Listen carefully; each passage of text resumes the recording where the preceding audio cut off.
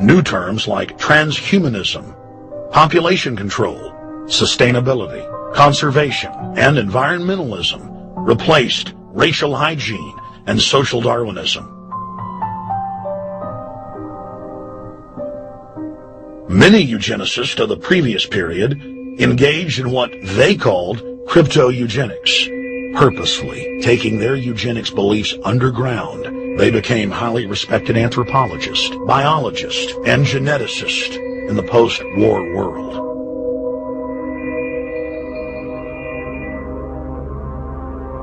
The Allies then smuggled thousands of Nazi scientists out of Germany and placed them in key scientific positions, ranging from bioweapons to rocketry throughout the military-industrial complex. The founder of IBM was a devout follower of Hitler. Thomas J. Watson had supplied his punch card computers and IBM technicians to the Nazis for use in the death camps. Tattoos on camp victims were IBM human identification numbers, which fed into the computers. IBM had used similar punch card systems as early as 1928 in a Jamaican race mixing study. The first real computers were literally invented by a eugenicist for eugenics. UN chieftain and unrepentant eugenicist Julian Huxley argued that since the leaders of eugenics had founded the environmental and conservation movements, that they should be used as vehicles in the formation of a world government. Just as H.G. Wells had envisioned, this government would be controlled by a scientific dictatorship and would be guided by the principles of eugenics. Huxley created the World Wildlife Fund with Bilderberg founder and former SS officer Prince Bernhard of the Netherlands and Prince Philip of England. In the event that I am reincarnated, I would like to return as a deadly virus in order to contribute something to solve overpopulation. Prince Philip, reported by Deutsche Presse-Agentur, DPA, August 1988. Aldous Huxley, author of Brave New World and brother of Julian Huxley, gave a speech at Berkeley in 1962, shortly before his death. He admitted that his best-selling book, Brave New World, written in 1932, was based not on fiction, but on what the elite were actually planning to implement. And here I would like briefly to compare the parable of Brave New World with another parable which was put forth more recently in George Orwell's book 1984. I'm inclined to think that the scientific dictatorships of the future, and I think there are going to be scientific dictatorships in many parts of the world, will be probably a good deal nearer to the Brave New World pattern than to the 1984 pattern. They will be a good deal nearer, not because of any humanitarian qualms in the scientific dictators, but simply because the Brave New World pattern is probably a good deal more efficient than the other. That if you can get people to consent to the state of affairs in which they are living, the state of servitude, the state of being, well, it seems to me that the nature of the ultimate revolution with which we are now faced is precisely this, that we are in process of developing a whole series of techniques which will enable the controlling oligarchy, who have always existed and presumably always will exist, to get people actually to love their servitude. People can be made to enjoy a state of affairs which, by any decent standard, they ought not to enjoy.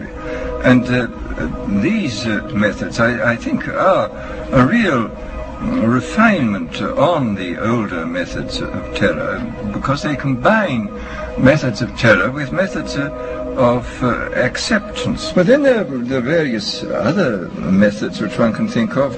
There is, for example, the pharmacological method. This was one of the things I talked about in Brave New World. And the result would be that, you can imagine a euphoric which would make people thoroughly happy even in the most abominable circumstances. These things are possible.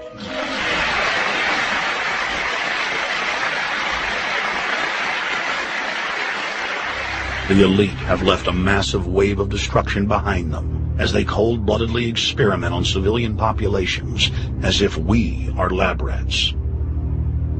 A string of congressional investigations has uncovered more than 20,000 secret tests that were carried out against the American people between 1910 and 2000. One well-known eugenics study, the Tuskegee Syphilis Project, killed hundreds of blacks and spanned 40 years until whistleblowers exposed it in 1972.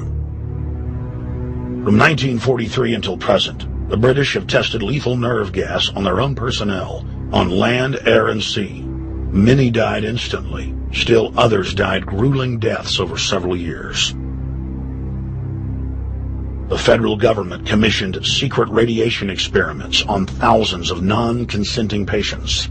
Hundreds of hospitals in the U.S. injected healthy men, women, and children with uranium and plutonium at dosage levels ranging from non-therapeutic to lethal, killing many of the test subjects. Pregnant wives of GIs were given vitamins by base doctors that actually consisted of highly radioactive uranium-239 and plutonium-241, resulting in violent miscarriages and the death of the mothers.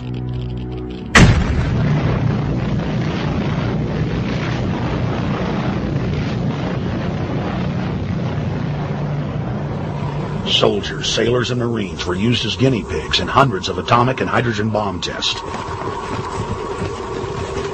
Patriotic Americans were radiated side by side with lab animals.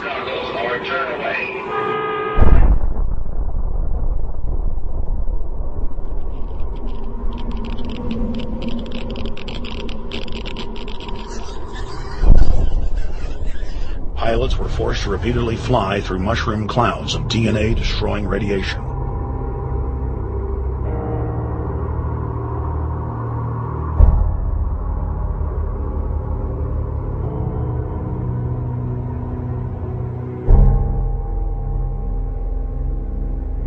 From 1951 to 1961, the U.S. Army paid Israel's health ministry 3 million lira to conduct radiation testing on Sephardic children that immigrated to Israel.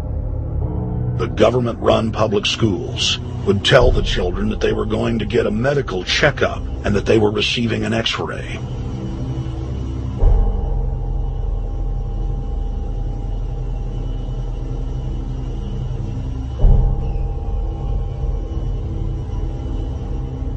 The Pentagon had already radiated more than 4,000 institutionalized children in the United States, many of which had died. More than 110,000 of the darker-skinned Jews were given 35,000 times the maximum dose of X-rays to the head repeatedly. Many of the children died within months. All of them lost their hair. Some still live today and endure excruciating health problems. The covert testing of chemical, biological, and radiological agents on unsuspecting populations continues worldwide today. From 1940 to 1979, the vast majority of the British population was sprayed by aircraft more than 2,000 times with deadly chemicals and microorganisms without ever being told. In 1968, the Pentagon tested a deadly bioweapon on New York subways and placed personnel in local hospitals to monitor the effects. Aggressive sterilization of men and women continued in many states until the mid-1980s. The United States and England are currently testing pesticides and highly toxic experimental drugs on tens of thousands of healthy foster children, many of which die as a result of the experiments. Prisons across the nation have forced inmates to participate in grisly experiments, ranging from pesticide studies to having tablets of dioxin sewed into their backs. Gradually, by selective breeding, the congenital differences between rulers and ruled will increase until they become almost different species. A revolt of the plebs would become as unthinkable